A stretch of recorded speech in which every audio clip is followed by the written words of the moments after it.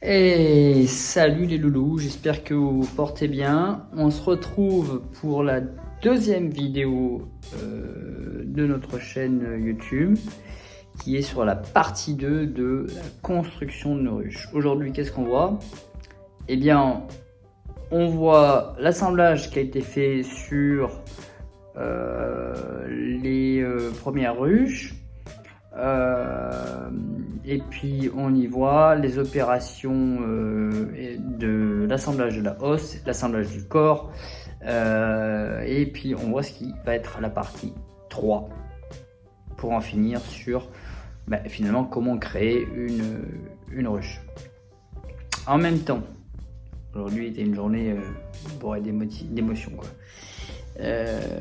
J'en ai profité pour m'inscrire en coopérative du département. Donc vous avez une coopérative dans chaque département, si je ne dis pas de bêtises. Donc moi je suis dans le Puy-de-Dôme, c'est-à-dire le 63. Et donc,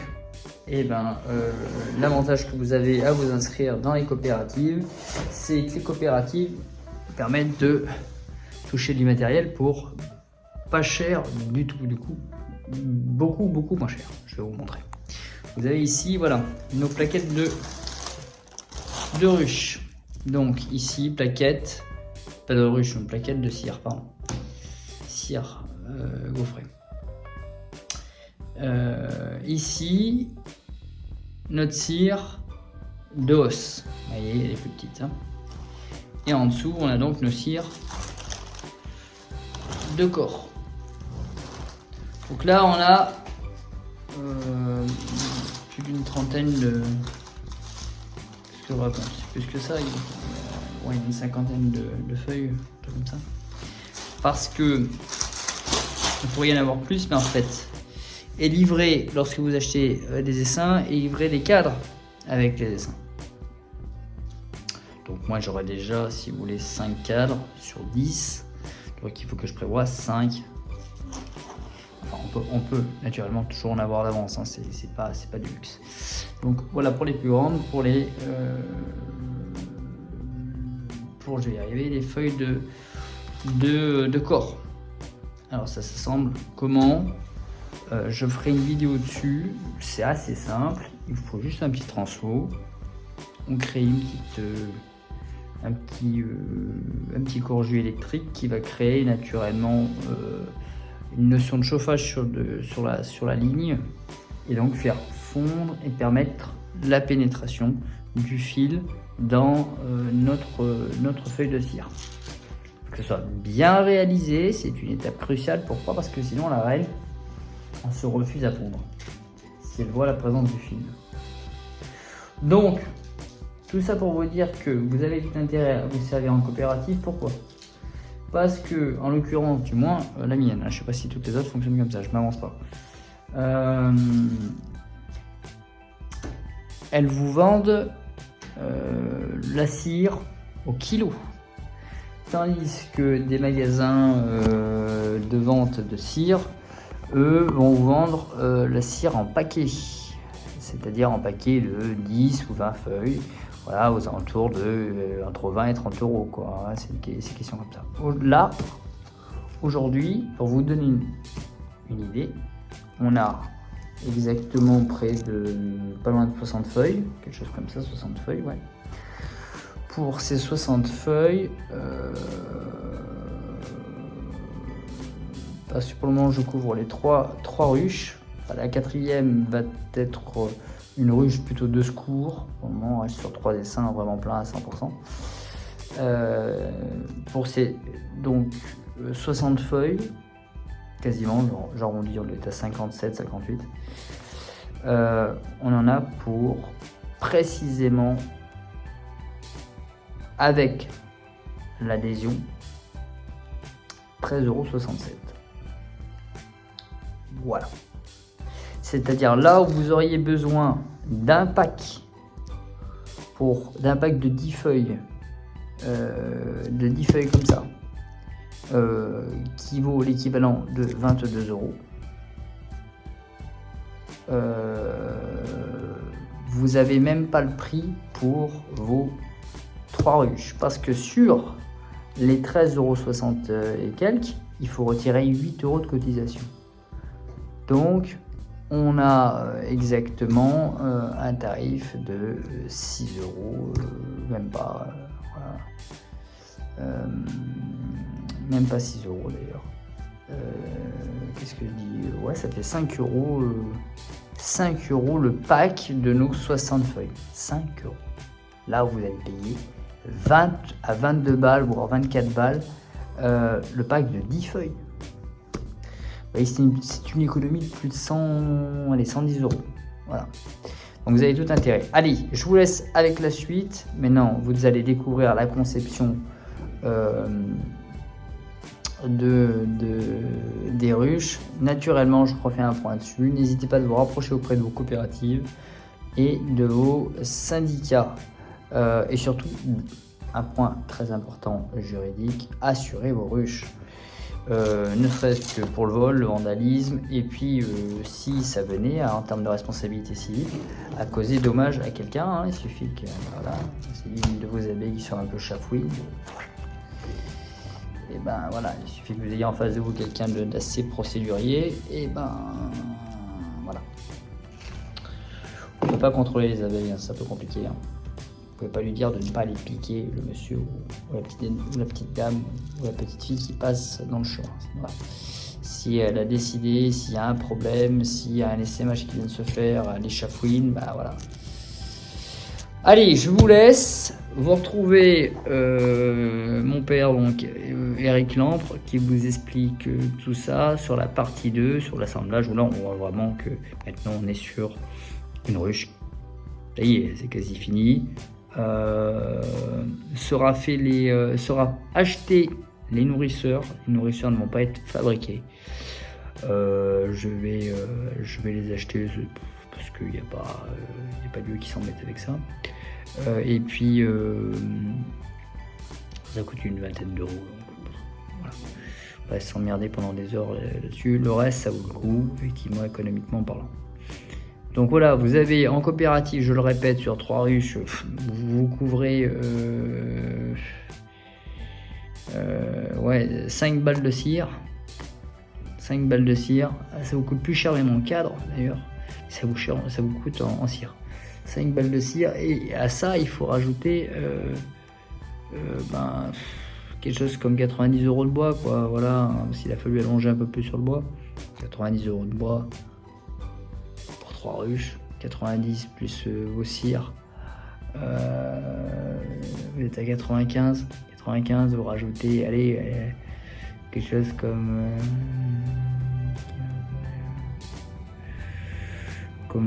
30 € à peine sur les cadres, ouais, quelque chose comme ça, 30 €. Et ben vous êtes à 95 plus, ouais, vous êtes à 125 € pour 3 ruches. Là où vous allez payer normalement sans cire qui se trouve ici, 110 € si vous tombez sur une promo en magasin apicole.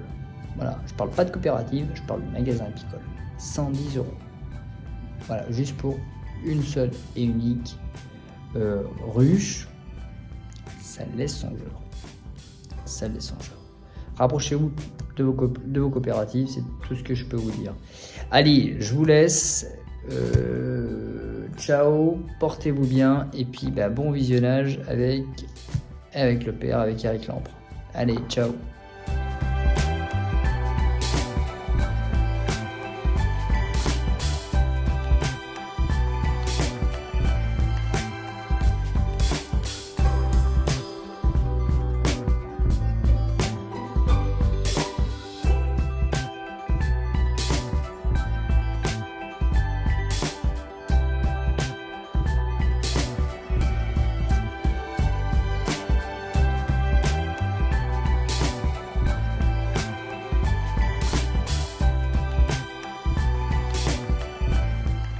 Alors, partie 2. C'est le début de la partie 2. Partie 2. Donc, alors, qu'est-ce qu'on a fait là, du coup, chérie? on a fait une hausse de ruche. C'est la hausse où les abeilles vont fabriquer le miel. D'accord. Avec des plus petits cadres, forcément, bien sûr. Hop. Donc là, on a nos assemblages qui sont faits, quoi. Donc là, on a l'assemblage qui est fait. Entre, Là, il est quasiment fini. entre le corps et... Bon, il manque tous les cadres, bien sûr. Ah oui. Oui, bien sûr. Il manque tous les cadres. Là, on va partir d'un balai et puis hop, elle va remonter. Et en faire bas, un miel. voilà. Avec là, une grille à reine qui va venir, là. Là, il y en a que 9. Dans celui du haut, il y en a que 9. Parce que ça leur laisse plus de place pour travailler aux abeilles. Ouais, c'est ça pourquoi il faut qu'il y ait cet espace pour qu'elle puisse passer dessous en fait. Hein, on voit pas, je sais pas si on voit bien. Voilà, qu'elle puisse passer dessous. Pour qu'elle reste jamais coincée sous un cadre. Elle ne peut pas être grossir, regarde. Non, non, mais c'est ce pourquoi ils mettent la caméra. Enfin, impossible. je l'explique aux gens, mais c'est pour ça. Ouais. Oui, oui. Tout à fait. Tout à fait, tout à fait.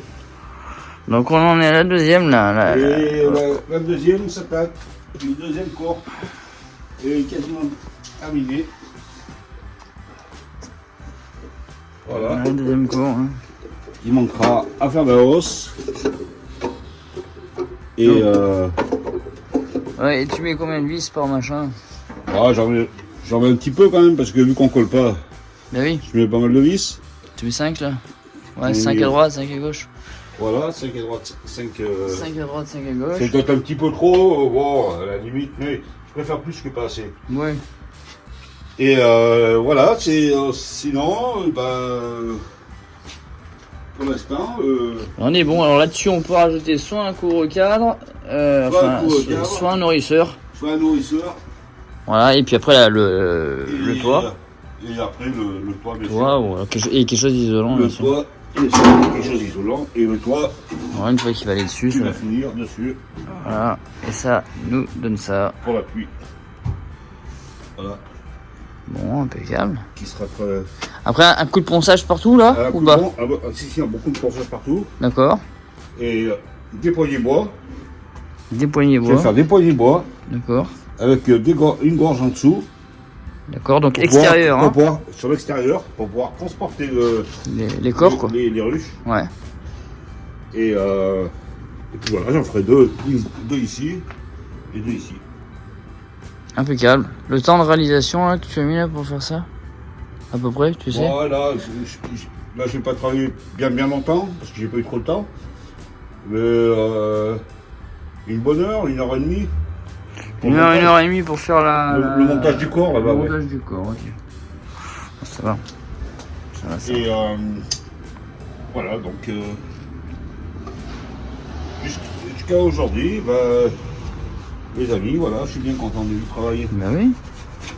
effectué. Là, on voit bien en plus là, c'est les parties sont la partie ici qui est jointée, elle est croisée et par rapport à celle-là, je veux dire voilà, on n'a pas une jointure, je veux dire Non, face. normal. C'est bien, on est sûr que ça bouge pas quoi. Ça vous en pas. Ça peut pas. Impeccable. Donc Et après, on a mis dessus, je pense que il y aura quelque chose à tenir pour le vent, bien sûr. ouais, on peut mettre une pierre ou enfin chacun fait comme il veut. Ouais. On peut mettre une pierre, un parpaing, ça fait un petit parpaing, hein, bien sûr, pas un Voilà. truc qui fait 25 kg quoi. Donc voilà, je suis au corps de deuxième ruche. Et je vous le cache pas, les amis, c'est que je suis dans mon atelier, mon petit garage qui a pas de chauffage. Et qui fait 4 degrés, je le rappelle. Et il fait moins 8 degrés. Et il faisait moins 8 ce matin au réveil, hein, carrément. Il se met à réveil, donc Il fait 4 degrés. J'en fais un petit peu, mais j'en fais un petit peu dans l'après-midi, et puis quand j'ai du temps Et il est 15h49 et il fait 4 degrés. Ouais. Et bien sûr, quand j'ai un peu de temps aussi, en complément de tout le reste, quoi, voilà. Oui, après toi tu le fais à ton temps, hein. Je veux dire, t'es pas à la pièce, c'est pas une entreprise, donc du coup... oui, Non, je suis pas l'entreprise, ça, c'est... On est bien d'accord. Hein. C'est pour moi, c'est pour nous. Donc, Impeccable. Voilà, c'est assez... Faut connaître un petit peu, mais après c'est assez simple à réaliser. Hein. Quelqu'un qui voit un petit peu, il peut réaliser, si ça lui plaît, il peut réaliser des ruches lui-même pour pas au moindre coût, mais pour beaucoup moins cher que si on les achetait. Rappelle-moi les dimensions de la hausse. Tu te souviens? Les dimensions. C'est la même que celle du bas, lui. C'est la même que celle du bas, tout à fait. C'est juste sur la hauteur. Hein. La hauteur, 17 cm. 17 de haut, d'accord, voilà. 17 de haut. 17 on a de haut. 50 de long. 50 de long. Donc c'est là où, bien sûr, les cadres sont plus petits que celles du bas. Il y en a un de moins, bien sûr. Voilà. Et 43 de large. C'est ça? 43 par 50. D'accord. 43 par 50 et 17 par le haut. Et 17 par le haut. Tandis qu'ici, on a combien? 31, alors ici, on a 31,5. 31,5, voilà. 50 sur la 50 et 43. Et 43. Ok, très bien. Donc, voilà. Ça fait une hausse. Après, on va... Si on voulait, on pourrait rajouter encore une autre hausse. Voilà, selon la récolte, quoi. Selon la récolte des abeilles. Mais déjà, quand on met une hausse par-dessus, quand c'est plein... Il y a déjà causé, ça cause, hein, c'est clair. Hein. C'est clair. Bon, bah, impeccable. Donc, voilà. Nous avons notre varroa. Voilà, la petite grille, là. La petite grille pour le varroa, oui. Ouais, pour compter, hein, pour le comptage du varroa, pour que ça tourne en dessous. Voilà. Et après, avec la petite trappe qui est là, hop, on récupère, on fait son comptage, quoi. Voilà. Bon, bah, parfait, il n'y a rien d'autre à dire. Je crois qu'on fait le tour. Ça se continue, le projet se continue. Il n'y aura plus qu'à les peindre. Après, il n'y aura plus qu'à les peindre. On fera la partie 3 sur la peinture. Après, on fait comme on veut. Hein. On peut mettre de l'huile de lin, bien sûr. On peut mettre de l'huile de lin. Après, vous verrez tout ça sur la partie 3, la finition, c'est-à-dire le ponçage. Le ponçage et la peinture. Je vous montrerai le ponçage et la peinture. Et puis, bien sûr, pour les attacher, par rapport au plancher, il y a une agrafe qui vient de se mettre ici. Oui, qui se met sur le bord. Hein. Qui se met ici, là, oui. Alors, il y en a qui peuvent aussi le faire, hein, ça se fait ici. Pour la hausse aussi, ouais. Moi, je le fais pas parce que, bon, généralement, quand il y a le miel et blindé dedans, ça pèse, quoi. Hein. Mais on peut toujours, quoi. On peut, ouais, c'est autorisé. Ou alors, il y en a qui sanglent, enfin, chacun fait comme il a envie, quoi. Voilà. Donc, ouais, bah, très bien, c'est impeccable, ça. C'est impeccable. Donc voilà, ben la suite, et puis après... ouais, crémaillère à mi-floré. La fin de la finition, c'est-à-dire le ponçage et avec les poignées, tout fini, je vous montrerai tout ça dans la dernière partie. Voilà. Ok. Après, ça passera en peinture, et puis... oui, c'est ça. Et puis ça sera... Ouais, parce que après, là, on peut peindre avec de la peinture spéciale pour abeilles. Ouais, et pas de la peinture avec ni solvant, ni quoi que ce soit. Sans solvant, peinture, on peut l'autoriser sur l'extérieur, simplement. Pas à l'intérieur, bien sûr. À l'intérieur, par contre, désinfection au chalumeau. L'intérieur, désinfection. Tout l'intérieur. Au brûleur, quoi. Désinfection avec un brûleur, quoi. Une petite gazinette de camping, ce que vous avez. Ouais, c'est ça. Pour noircir tout le bois et pour désinfecter l'intérieur de la caisse. Ok. Bon, voilà, et puis de toute façon, le reste, elles vont s'en occuper, c'est-à-dire qu'elles vont propolisser de partout, hein, elles vont nous en coller partout. Donc. Elles vont propolisser partout, oui, elles vont coller. Elles vont coller les éléments, elles vont tout coller. Donc, là, ça va être compliqué après. Bon, bah, c'est beau, impeccable, il n'y a rien à dire. Et ben, les amis, écoutez, je vous aime bien. C'est ça. Mais jusqu'à la prochaine partie. Ça avance, quoi. Ça avance, voilà. Simplement. Moins 8, ça commence à faire froid. Et puis, on arrive à faire l'après-midi. C'est ça. Donc, on va se détendre sur la suite, quoi. Non, c'est très bien, ça a bien avancé, parce que là, t'as rattaqué quoi? Hier, et un bouillère, c'est ça, un petit bouillère? Un petit bouillère, j'ai fait la hausse hier. La hausse hier? Un petit bout de temps. J'y fais par étapes, parce que... Oui, bah, avec le temps aussi. Hein. Si je voulais m'y tenir toute la journée, bon, j'ai pas que ça à faire non plus. Oui, c'est ça. Et puis de toute façon on n'est pas pressé non plus, hein, parce qu'arrivage des abeilles le 5 avril, hein, donc... Oui, arrivage des abeilles le 5 avril, bon, donc vous voyez, voilà. 15 janvier... ouais, ça nous laisse encore 3 mois là. La deuxième ruche commence à se monter, j'ai fait la hausse déjà. On a la troisième à la maison. Une autre ruche, il y aura une troisième ruche, et une quatrième qui est... déjà faite, ouais, qui est rouge, ouais. Qui va rejoindre... le groupe, quoi. Le groupe, pour démarrer, et puis après on... Puis après, on montre le cheptel tranquillement. Et après, selon les années. Comment ça va donner le cheptel c'est ça, selon les années, selon tout ça, quoi. Selon les années, selon les... Selon comment ça produit, c'est simple que ça. Comment ça produit, voilà, selon... Puis après, je pense que l'endroit sera pas mal. Ouais. Où elles seront placées, mais après... ça sera à montrer ça aussi, hein, on montrera ça sera le lieu. à montrer l'endroit, on vous montrera une 4e partie. C'est ça, sans citer le lieu bien sûr, mais parce qu'on vient pas se faire voler les ruches naturellement. Mais... oui, voilà, oui. Ouais, c'est ça, accessoirement. C'est toujours des mal intentionnés, mais... je pense que ouais, il y aura du miel, si ça veut, du miel tout fleur, et il y aura un peu de miel de pin ou d'acacia, je pense. Oui, parce que globalement, c'est au pied du Puy-de-Dôme. Hein. Donc voilà, si on peut dire ça, on peut pas dire mieux. C'est au pied du Puy-de-Dôme, vraiment, voilà, au pied du Puy-de-Dôme. Voilà. Tout le monde connaît le volcan. Donc, 1465 mètres. Il y a toutes sortes de végétation. Les résineux surtout, quoi. Les résineux, beaucoup, et puis voilà, quoi. Et puis, à bientôt, les amis. Allez, à bientôt. À bientôt. Je fais un dernier point, juste pour vous préciser qu'il est, d'un point de vue législatif, obligatoire de déclarer vos ruches auprès du ministère de l'Agriculture. Donc vous déclarez le nombre de ruches que vous avez et le lieu où se trouvent les ruches et naturellement le nom du propriétaire. De là va se développer un numéro comme un numéro de SIRET mais propre au domaine de l'apiculture qui vous servira à l'avenir dans vos démarches avec vos coopératives, etc. Voilà, et surtout qui va permettre de vous couvrir parce que vous devez les déclarer, quoi. Et puis si l'assurance ne fait pas de corrélation avec des ruches, si vous voulez, existantes, vous allez avoir des problèmes. Donc première option, on assure. Deuxième option, on déclare. Et puis où on déclare et on assure. De toute façon, ce qui est important, c'est surtout que les deux soient faits. L'idéal, c'est d'abord naturellement de déclarer le nombre, d'assurer vos ruches, hein, parce que de fait, vous les avez là, elles sont physiquement là, donc vous les assurez tout de suite pour éviter le litige, et vous les déclarez dans la foulée. Hein, bien commencer par un début. Donc voilà les loulous. Hein. Je vous souhaite à tous une belle continuation. Je veux juste préciser ce tout petit point juridique sur lequel il faut impérativement déclarer sur le ministère de l'Agriculture vos ruches. Et vous faites des bilans, hein, pour ceux qui vont s'aventurer là-dedans. Vous avez des bilans à faire, c'est-à-dire sur la mortalité, vous allez voir. Le ministère de l'Agriculture va vous le demander, peut-être le syndicat aussi.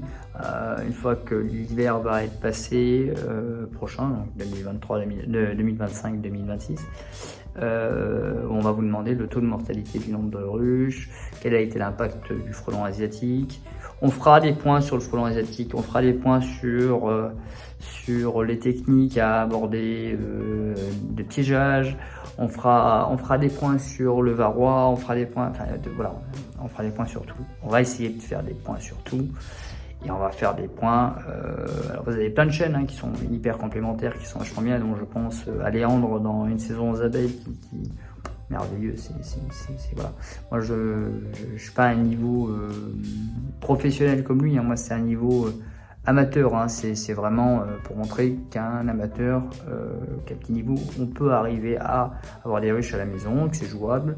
C'est une question qu'on peut se poser assez régulièrement, cette période de troubles écologiques. Voilà. Même si Une saison aux abeilles s'adresse aussi, parce que de toute façon le fonctionnement d'une ruche, que vous soyez professionnel ou que vous soyez apicole, est le même, hein.